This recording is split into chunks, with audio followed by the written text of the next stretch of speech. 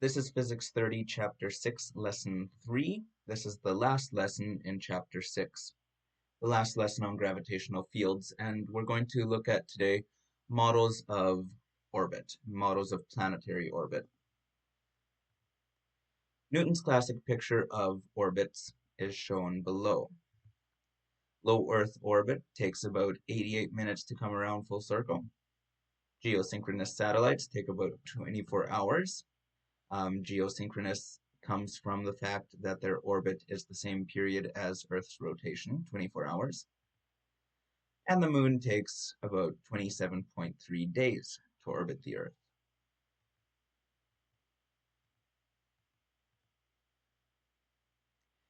We're going to look at a brief history of planetary mechanics as it relates to our topics.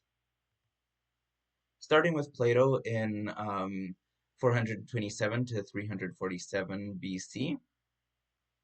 Plato was a Greek philosopher. He observed that stars move in circular paths while the planets traced out irregular patterns. So he's getting us thinking towards what's happening. Aristotle in 384 to 322 BC was a student of Plato. He was one of the first to use logical arguments. He thought that, well, all things fall to the center of the universe, and all things fall to Earth. Anything that we can see with our eyes on Earth falls to the Earth.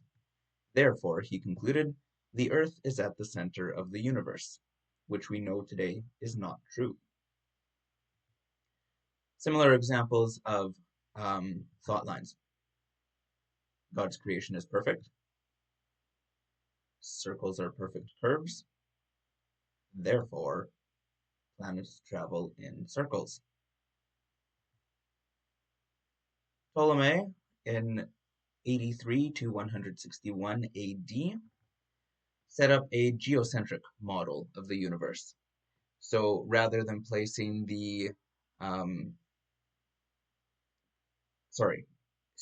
he set up a geocentric model of the universe, still placing Earth at the center. And he made his model up of a series of concentric circles, one circle around another circle, using up to about 47 of them. And his model was considered quite accurate for many years. You'll see this by the leap forward we make here, going from 161 AD all the way to 1473 with Nicolaus Copernicus. So eventually Ptolemy's system was breaking down, and Copernicus thought that it was possible for the Earth to rotate. So Nicolaus Copernicus, his model, put the sun at the center of the universe rather than where Ptolemy had the Earth at the center, as did Aristotle and Plato. Copernicus places the sun at the center of the universe. He still has a fixed sphere of stars in his model. And for Copernicus, it was hard to explain the Earth moving because people couldn't feel it.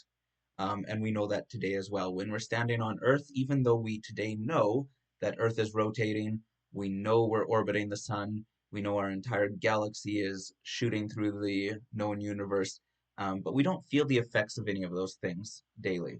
So that can be hard for us to understand today. And so, especially in Copernicus's day, way back when, it was really hard to explain that the Earth was moving because people couldn't feel it, so why should anybody believe him? He was so afraid of criticism that his work was not actually published until after his death. Then questions arose like, why doesn't the Earth fly apart? Or why don't birds in flight get left behind? If Earth is rotating so quickly, why would a bird, when it leaves Earth's surface, not get immediately left behind as the Earth rotates underneath it? Tycho Brahe in 1546 to 1601 was the greatest naked eye observer of all time. He made a lot of observations just from what he could see with his own eye. His observations showed that Copernicus's model was not quite accurate, and so Brahe set up a model where the sun goes around the Earth and the rest of the planets go around the sun. So here in Brahe's model, we can see that he's put the Earth back at the center of the universe. Then he has a single orbit around the Earth, which is the Sun.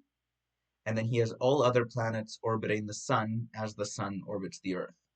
So we can recognize these similarities to the solar system we know now with things orbiting the Sun, but we see a little discrepancy here with still the Sun going around the Earth. Johannes Kepler, 1571 to 1630, wanted to find the mathematics behind the universe.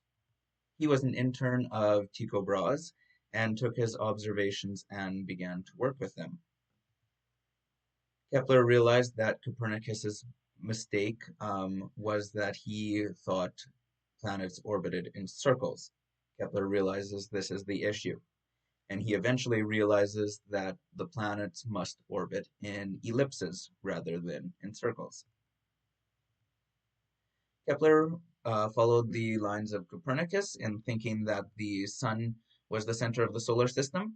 So there was actually quite a bit of tension between Tycho Brahe and Johannes Kepler, because Kepler is technically Brahe's intern or student, but where Brahe thought that the Earth was the center of the universe, Kepler thought the sun was the center of the universe. And so Brahe was a little concerned that his student might actually become more popular than him in their studies. So Kepler believes the sun to be the center of the solar system, and he sets up a system of regular solids set one within the other, which is the picture you see on the right here. So his model, he takes a sphere, this outer one, and inside of that he places a different solid, in this case a cube. Inside that cube he places another sphere, and within that sphere, rather than placing another cube, he uses a new shape, in this case a triangle. Then within the triangle, he places the next sphere. The reason for using different shapes, the cube, then the triangle, then he used a bunch of polyhedrons and different shapes. The reason for the different shapes was he thought if you got the shapes right, the different shape would change the distance between spheres. And he thought if you could get the shapes correct in the right order, they would very much approximate different planets' orbits, each of these spheres representing the orbit of one planet. Now, he actually got surprisingly close, and later we can calculate that his observations or his theory, his model, was actually within about 10% of the calculated orbits. So he did reasonably well with his model. Kepler had some connection to the hymn "This Is My Father's World." For Kepler, he was a big believer in God. He was a proponent of wanting to work logically. He very much thought that the whole universe was organized and systematically functioned, and therefore, since it was created to have order, it must have been created by an ordered being and must have had some thought, that it wasn't just by chance. So in the hymn, "This is my Father's world," there's the lyric, "This is my Father's world, and to my listening ears all nature sings, and round me rings the music of the spheres." The music of the spheres, spheres being the planets and stars, um, and the idea of the music ringing, it's the idea of the planets and spheres working in harmony with each other. So Kepler was very much of this mindset as well, that because the planets and the stars and the orbits and everything worked so beautifully together, he thought there must be a wise and ordered creator. Kepler ultimately develops three laws, which is the last thing we'll look at here. Kepler's law number one: planets move in ellipses around the sun with the sun at one focus. So if we place the sun at this focal point in the ellipse, the other planets will orbit in an ellipse, being at some points quite far away from the sun, and then coming quite near the sun, going far, coming near, etc. Working with these ellipses, Kepler's second law is that the planets sweep out equal area in equal amounts of time. So these different colored triangles in the ellipse, each one of them would represent the same amount of area, And so the time to cover each one of these sections would be the same. Now, what's worth noting here is that notice these two sections closest to the sun, because they're shorter distance away from it, that means to have the same area, they have to have a longer arc. And so if the planet orbiting is to cover this longer arc in the same amount of time as one of these shorter arcs, it means it needs to travel faster when it's closer to the sun, and it can slow down when it's further away from the sun,